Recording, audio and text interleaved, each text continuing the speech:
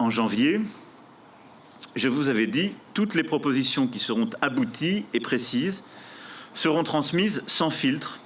Ils ont adapté finalement les propositions qu'on avait faites dans des mesurettes, c'est-à-dire ils ont écouté les lobbies, on en est persuadés. Il n'y a pas l'ambition du tout des propositions de la Convention citoyenne.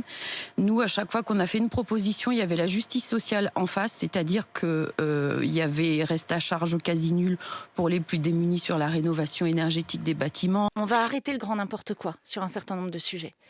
Et on va aussi donner des solutions pratiques aux Français. C'est en fait une rédaction de l'article qui ne sert à rien, n'aura aucun impact, à moins qu'il m'ait échappé que les grandes compagnies pétrolières fassent de la pub pour l'extraction pétrolière et gazière et nous disent « achetez mes produits ». Ça n'existe pas. En gros, en fait, c'est des choses qui ne marchent pas, surtout, et au nom d'une idéologie qui essaie de ne rien interdire d'être libérale, le gouvernement agit comme ça, et il travaille main dans la main avec les lobbies.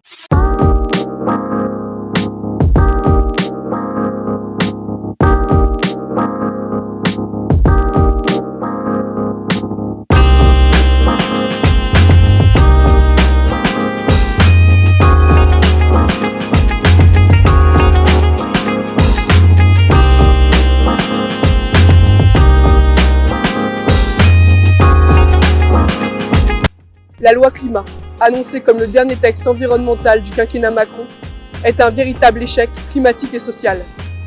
Le gouvernement et sa majorité parlementaire n'ont eu de meilleure ambition que d'édulcorer, voire supprimer, la plupart des propositions faites par la Convention citoyenne pour le climat.